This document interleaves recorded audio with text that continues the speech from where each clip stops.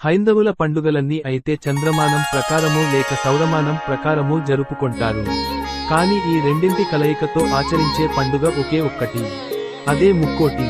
సూర్యుడు ధనుసు రాశిలో ప్రవేశించిన తరువాత సౌరమానం వచ్చే శుద్ధ ఏకాదశి, చంద్రమానం రోజున ముక్కోటి ఏకాదశిని వైభవంగా జరుపుకుంటారు. ఈ పుణ్యతిథి గురించి మరిన్ని విశేషాలు. ఈ రోజున ముక్కోటి దేవతలందరూ విష్ణుమూర్తిని దర్శించుకున్నారని ఓ గాథ. అందుకనే ఈ రోజుకి ముక్కోటి ఏకాదశి అన్న పేరు వచ్చిందట. ఇక ఈనాడే మధుకైటబులనే రాక్షసులకి శాపవిమోచనం కలిగించి వారికి తన వైకుంఠ ద్వారం వద్ద దర్శనాన్ని అనుగ్రహించాడు విష్ణుభగవానుడు. తమలాగే ఈ రోజున ఎవరైతే వైకుంఠ ద్వారాన్ని పోలిన ఉత్తర ద్వారాన్ని నిర్మించి స్వామిని దర్శించుకుంటారో వారికి మోక్షాన్ని ప్రసాదించమని వేడుకున్నారట వారిరువురు. అప్పటినుంచి ఉత్తర ద్వారం గుండా శ్రీవారిని దర్శించుకునే ఆచారం మొదలైంది. ఈ ఏకాదశి నాడే వైకుంఠంలోని విష్ణుమూర్తివారి ఆంతరంగిక ద్వారాలు తెరుచుకున్నాయి కాబట్టి దీనికి వైకుంఠ ఏకాదశి అన్న పేరు స్థిరపడింది. అసలు ఏకాదశి అంటేనే హిందువులకి పరమ పవిత్రమైన రోజు.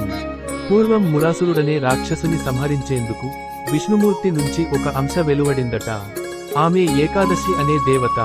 ఏకాదశి సేవకు మెచ్చిన విష్ణుమూర్తి తిథులలోకెల్లా ఏకాదశి గొప్ప తిథిగా ఎంచబడుతుందని, ఎవరైతే ఆ రోజు నిష్ఠగా ఏకాదశి వ్రతాన్ని చేస్తారో వారు వైకుంఠాన్ని చేరుకుంటారని వరాన్ని ఇచ్చారు. అందుకనే ప్రతి ఏకాదశి నాడు మన పెద్దలు క్రమం తప్పకుండా ఉపవాసం చేసేవారు. దీనివల్ల ఏకాదశి ఫలం అనే పుణ్యము, ఆరోగ్యమనే పురుషార్థము రెండూ లభించేవి. అయితే సూర్యుడు ఉత్తరాయణంలోకి ప్రవేశించే ఈ ధనుర్మాసంలోని ముక్కోటి ఏకాదశి నాడు కనుక ఉపవాసం చేస్తే మిగతా ఏకాదశి రోజులన్నింటిలోనూ ఉపవాసం ఉన్నంత ఫలం దక్కుతుందని నమ్మకం. వైకుంఠ ఏకాదశి నాడు తప్పకుండా ఏకాదశి వ్రతాన్ని ఆచరిస్తారు. ఈ వ్రత విధానం ప్రకారం దశమి నాటి రాత్రి నుంచే ఉపవాసానికి ఉపక్రమించాలి. ఏకాదశి నాడు కేవలం తులసి తీర్థాన్ని మాత్రమే సేవిస్తూ ఆహారానికి దూరంగా ఉండాలి. ముఖ్యంగా ఏకాదశి నాడు బియ్యంలో మురాసురుడు నివసిస్తాడని చెబుతారు. బియ్యంతో చేసిన ఆహారం పూర్తిగా నిషిద్ధం అని కరాఖండిగా చెప్పేందుకే ఈ మాట అని ఉంటారు. ఏకాదశి నాడు కేవలం ఉపవాసం ఉండటమే కాదు, ధ్యానంతోనూ జపతపాలతోనూ కాలం గడపమని సూచిస్తారు పెద్దలు. ఇక ఆ రాత్రి కూడా భగవన్నామస్మరణతో జాగరణ చేయాలి. ఆకలి రుచి ఎరుగదు, నిద్ర సుఖమెరుగదు అన్నారు కదా. ఆ ఆకలి నిద్రలు రెంటినీ తట్టుకుని వాటిని అదుపులో ఉంచుకోవడమే ఏకాదశి వ్రత విశిష్టత. ఇక మరునాడు ద్వాదశి నాడు ఎవరికన్నా అన్నదానం చేసి ఆ తరువాత ఉపవాసాన్ని విరమించాలి.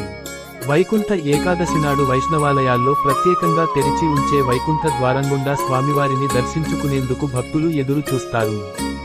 కలియుగ వైకుంఠమైన తిరుమలలో కూడా ఈనాడు శ్రీవారి గర్భాలయాన్ని ఆనుకుని ఉన్న వైకుంఠ ప్రదక్షిణ మార్గం ద్వారా భక్తులు నడిచే భాగ్యం లభిస్తుంది. ఏకాదశి నాడు తిరుమలలో జరిగే మలయప్ప స్వామివారి ఊరేగింపు, ద్వాదశి నాడు స్వామివారి పుష్కరిణిలో జరిగే చక్రస్నానాలను దర్శించిన భక్తులు పునీతులవుతారు. ముక్కోటి ఏకాదశి మార్గశిర మాసంలో వస్తే కనుక ఆ ఏకాదశిని మోక్షదైకాదశి అని కూడా అంటారు. వైఖానసుడు అనే ఒక రాజు తన తండ్రిని నరకలోకం నుంచి తప్పించేందుకు ఏకాదశి వ్రతాన్ని నిష్ఠాగా ఆచరించాడట. అతని వ్రత ఫలితంగా తండ్రి నరకం నుంచి విడుదలై స్వర్గలోకానికి చేరుకున్నాడట. అందుకని ఈ ఏకాదశికి మోక్షదైకాదశి అన్న పేరు వచ్చింది.